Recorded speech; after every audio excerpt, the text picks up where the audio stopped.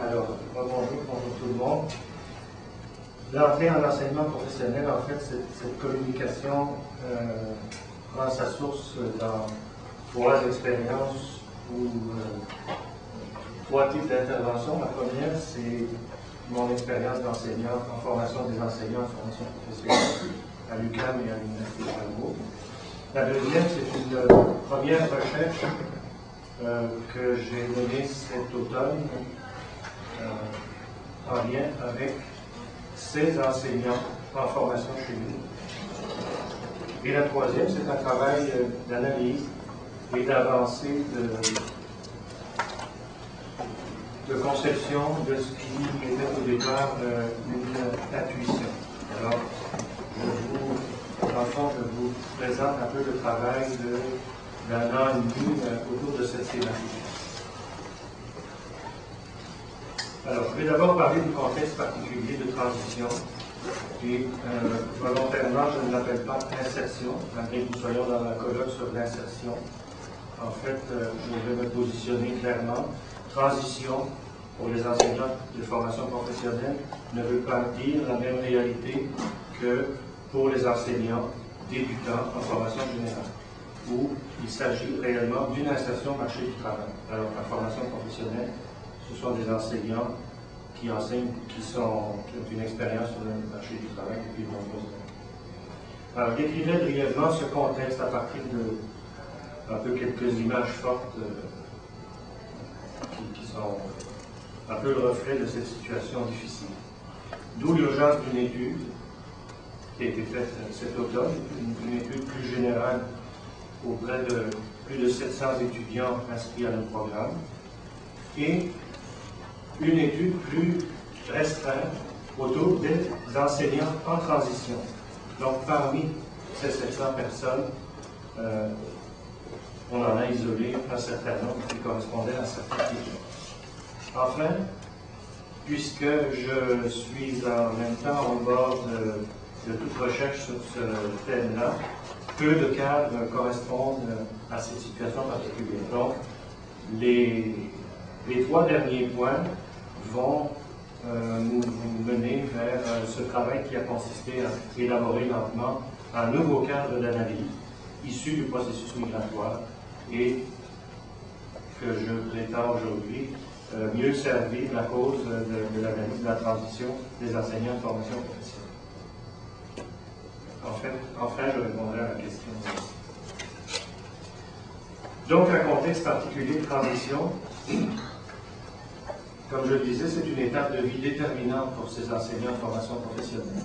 Je donnerai des chiffres un peu plus tard en lien avec cette recherche, mais il s'agit bien de passer du métier à l'enseignement et de quitter un premier lieu d'appartenance très fort.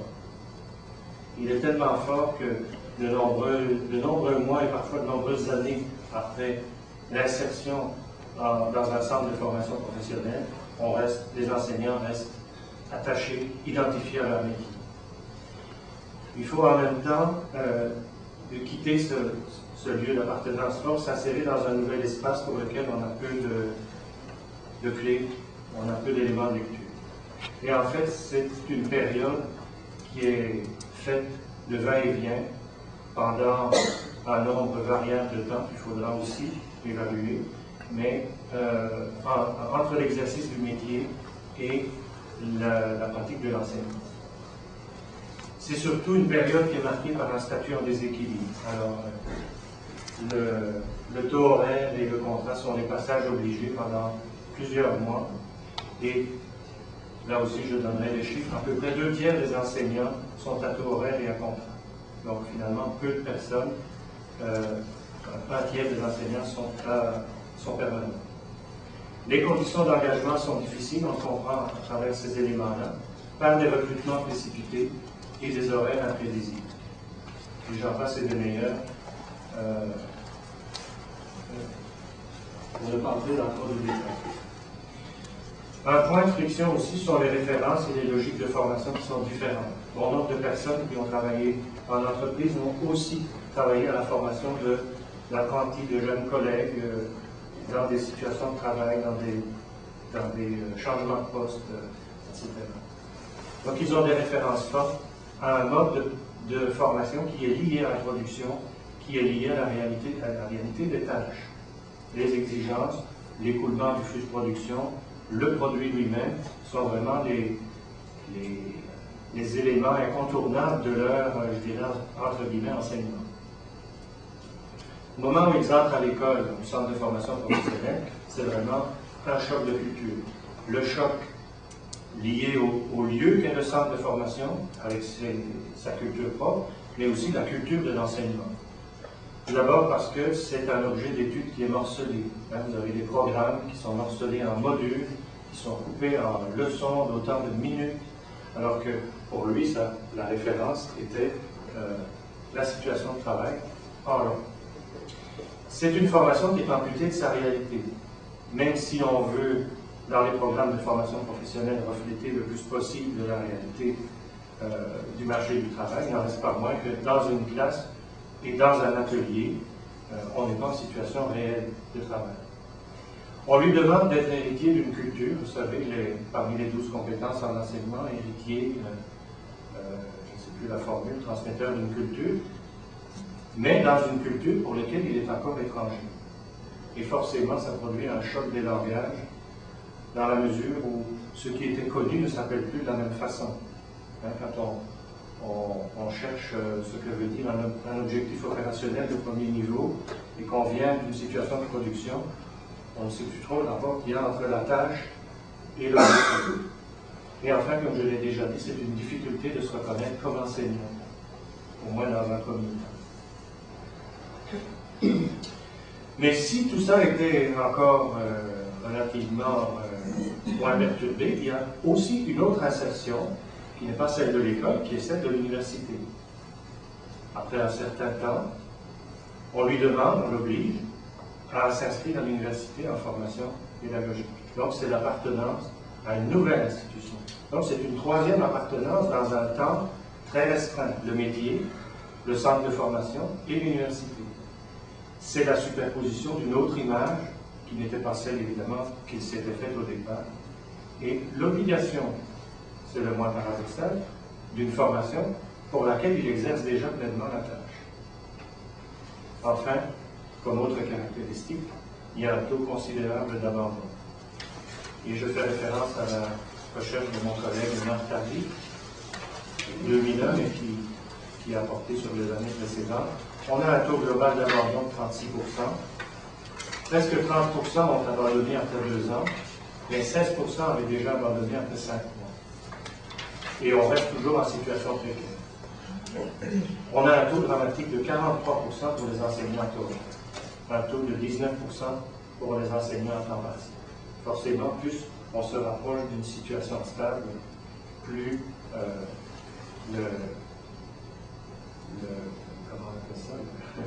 moins l'abandon sera fort.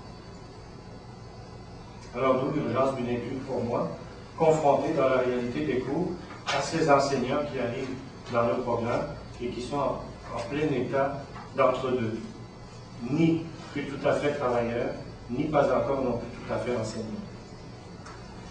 Alors, les résultats globalement de cette première étude correspondent à peu près à d'autres analyses qui ont été faites, notamment celle de Laurier-Caron et d'autres. 62% sont des hommes, 38% des femmes. On a un âge moyen de 40 ans, 60% taux horaire, 37 à contrat, 3 personnes permanentes. Je parle là des étudiants qui sont dans le cours. 45% ont un DEP, ça c'est un peu plus nouveau, reflet d'une situation actuelle. 32% ont un DEC, 23% ont un premier cycle universitaire. Parfois, ce sont des étudiants qui ont un certificat en enseignement professionnel qui continuent au bac. Parfois, c'est la poussée du milieu de la santé qui arrive avec des premiers cycles universitaires terminés. Globalement aussi, 13 ans et 4 mois d'expérience en entreprise lors des débuts en enseignement et 2 ans et 4 mois d'expérience en enseignement au moment de l'inscription à un programme. Alors, je restreins autour des enseignants de formation en transition. Alors, je veux placer au moins ces trois caractéristiques pour tenter de le définir mieux Donc, au cours de cette transition, l'enseignant poursuit toujours l'exercice du métier à temps partiel. Il a un lien d'emploi avec une commission scolaire, un centre de formation professionnelle à temps partiel, et il est inscrit à un programme de formation à l'enseignement, aussi à temps partiel. Dans la masse de nos répondants, 81,6% ont moins de 4 ans d'expérience en enseignement. Leur statut d'emploi varie finalement au cours de ces 4 ans. Ils ont presque 14 ans d'expérience lors des débuts en enseignement. Donc, je ne vais pas prendre les chiffres. On voit que cette disposition par rapport à l'ensemble de 81%. Ce qui est plus étonnant, c'est le peu de variance du statut après 1 an, après 2 ans et après 4 ans, entre les enseignants à taux horaire à 64% et après 4 ans, il y en a encore 56%. La permanence qui est absente après 4 ans, c'est probablement un calcul spécifique à cette année. Cette recherche aussi voulait, dans une question large ouverte complètement, aller chercher la raison pour laquelle ces enseignants font un jour le choix de pousser la porte d'un centre de formation professionnelle. Où plus de 1000 réponses ont été rassemblées parce que plusieurs réponses ont été faites par ces enseignants. Alors, il y a d'abord des raisons liées au métier, comme c'est la passion du métier qui m'amène à l'explorer dans d'autres dimensions. C'est l'impression d'avoir fait le tour du métier qui me pousse à relever de nouveaux défis. C'est le souhait de former une relève de qualité parce que je suis insatisfait des élèves qui sortent du réseau scolaire. Ce sont des conditions de travail qui sont devenues difficiles dans l'exercice du métier et je cherche à les améliorer. Ce sont des raisons liées à l'enseignement. Donc, l'enseignement illustre le besoin de partager, de transmettre, donc on est souvent dans les présentations. L'enseignement offre des conditions de travail plus avantageuses, ce n'est pas toujours vérifié avant. L'enseignement suscite intérêt, engouement, passion. L'enseignement permet de se réaliser dans des dimensions sociales. L'enseignement donne aussi l'occasion de continuer à se mettre en situation d'apprendre. Ça me met en adéquation avec mes propres modèles, mes valeurs, ma personnalité. J'ai vécu une expérience positive avec l'enseignement, avant ou au cours de ma carrière, de ma vie professionnelle. L'enseignement est une occasion de me valoriser. Et enfin, l'enseignement correspond à la réalisation d'un rêve. Alors, cette dernière formulation a commencé à allumer mes lumières vers la perspective du processus migratoire. Étant donné que pour beaucoup de migrants, dont je suis en parenthèse, et dont je suis aussi migrant du milieu de travail vers le milieu d'enseignement, le pays rêvé fait partie des éléments de mise en marche. Enfin, des raisons qui sont moins concrètes, qui sont beaucoup plus floues, qui devraient être approfondies, qui sont des raisons qui cachent d'autres raisons, des imprévus dans le parcours de vie, des raisons liées au marché du travail, l'entremise du réseau de contacts, une réorientation de carrière, le hasard, le destin, etc. Les plus fréquemment, donc à peu près, je pense qu'il y a à peu près ici 50%, c'est les premières en tout cas, c'est l'impression d'avoir fait le tour du métier, puis les deux premières en tout cas correspondent à une recherche que je viens de lire, un mémoire de maîtrise à l'UQAM. Faire le tour du métier pour me donner de nouveaux défis, le besoin de partager et de transmettre. J'ai été surpris de voir l'importance du réseau et la passion du métier et l'expérience positive dans l'enseignement. Le reste sont des petites portions de pourcentage. Maintenant que je connais mieux, de façon quantitative et très mal en fait, je me suis dit qu'il faut aller plus loin. Alors, d'où la nécessité de me mettre en route pour approfondir le sujet. D'abord, la limite des cadres habituels d'insertion. On comprend tout de suite que tout ce qui va se dire ici dans ce colloque reflète une situation des enseignants du général qui quittent leur lieu d'appartenance qui est l'université et qui intègrent le marché du travail après une formation à leur attention, ce qui n'est pas tout à fait le cas, et pas du tout le cas, ou rarement le cas des enseignants de formation professionnelle. Il y a aussi l'importance du caractère transitoire. On est dans une période d'entre-deux, une période au cours de laquelle ces enseignants sont à la fois encore travailleurs et à la fois enseignants. L'importance du processus parce qu'il y a un élément temps très important qui va jouer au cours de cette, de cette migration, mais de cette transition. Et l'état et le questionnement que j'entends dans les cours, dans ces enseignants débutants, il est bien typique des mouvements de passage. Et notamment, qu'est-ce que je fais ici aujourd'hui? Je suis assis pour mon premier cours à l'université, mais qu'est-ce que je fais ici?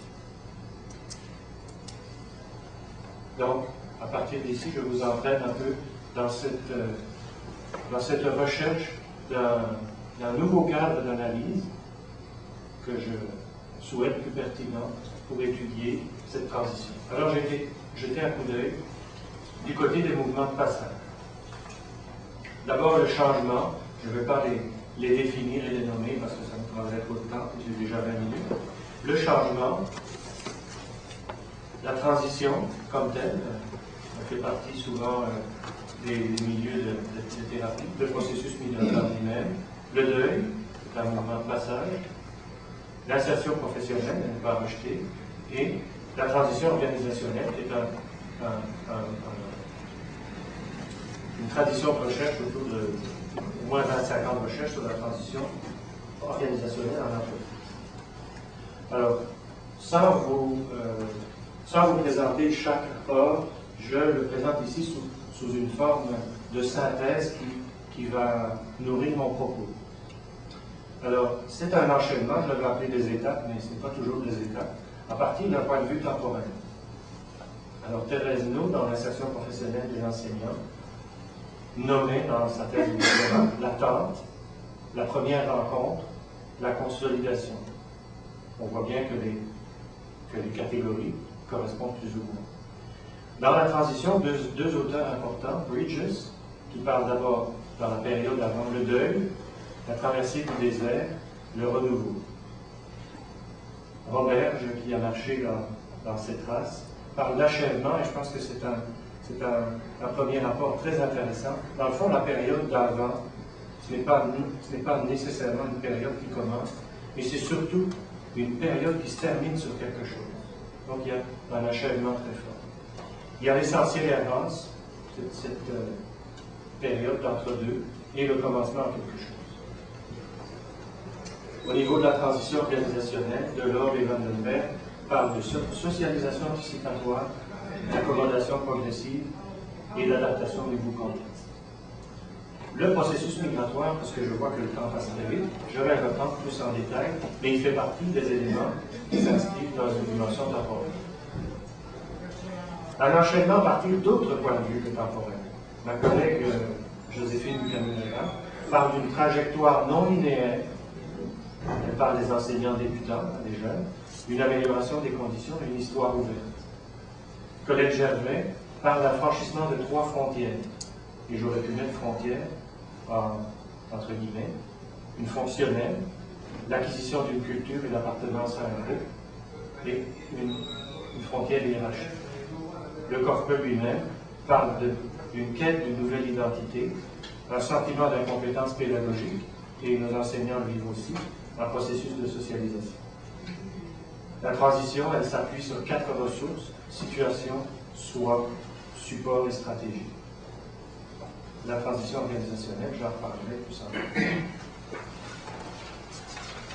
D'autres points de vue, d'autres étapes ou démarches autres que temporelles. Il me reste 15 minutes, merci. Bon, autour du deuil, Kubler-Ross, évidemment, Elisabeth Kubler-Ross a identifié 4 étapes que vous avez vues. Les auteurs qui suivent se sont plus ou moins accrochés à ce phare qu'elle a été dans les années 75, et le processus migratoire dans d'autres perspectives que des étapes. Il y en a une qui est importante, où on voit souvent le deuil, qui fait partie de du processus migratoire.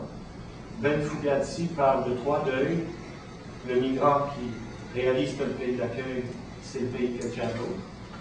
Quand ses enfants deviennent comme les autres, et quand il est devenu étranger par rapport à son origine. Et à partir de maintenant, je vous autorise et je vous invite à penser toute cette formulation-là en termes de situation de formation professionnelle et des enseignants en transition. Michel Watts, là aussi, un élément important aussi, parle d'un temps et d'un espace. Et donc, c'est un temps parce qu'il y a un processus, mais c'est aussi un espace parce qu'on quitte un lieu pour aller vers un autre. Autre élément important, Arrivant et Casabon parle d'une étape psychologique. Et j'ai été très surpris de voir que le processus migratoire comme tel est très présent dans la littérature concernant l'aide aux personnes en difficulté. Alors, au-delà de tout ça, il se dégage le processus migratoire. Tout d'abord, dans les typologies de la migration, les dernières recherches sur la migration parlent de transition, parlent de migration transitaire et fractionnée. On a plus longtemps que les migrants partaient d'un pays pour arriver à un autre. En fait, on constate de plus en plus qu'ils partent d'un pays, qu'ils vont dans un autre, qu'ils rebondissent vers le leur, qu'ils reviennent vers un autre pays, suivant des plans définis ou suivant les circonstances de la vie. Et c'est assez le reflet de notre situation en formation professionnelle. Enfin, le pays revenu. Alors, le processus migratoire, il est peu documenté, mais il est vu d'abord comme un déplacement, comme un parcours complexe, comme une épreuve psychologique. On a vu tout ça dans un deuil et une succession d'étapes. Alors, si je tente de rassembler ça, quelques auteurs qui, entre parenthèses, s'appuient plus sur un travail d'intervention auprès des immigrants que sur des recherches scientifiques comme telles, groupe globalement autour d'avant, pendant, après. Donc trois dimensions temporelles, prémigration, départ, transition, établissement, ou émigration, migration, immigration. Contexte pré, contexte migratoire, contexte post. Et vous voyez apparaître des éléments que nous avons trouvés un peu partout, au niveau du deuil, au niveau de la perte d'identité, l'identité qui vacille, perte des repères et des schémas de référence, déconstruction identitaire. C'est un temps d'apprentissage aussi. Enfin, vous voyez, le choc culturel aussi fait partie de ce qu'on identifiait dans la problématique au départ. Alors, de quoi est fait ce nouveau cadre? C'est là que je voudrais un peu plus, bien dans les temps. Alors donc, je respecte assez bien cette division qui est probablement, qui est même très arbitraire, mais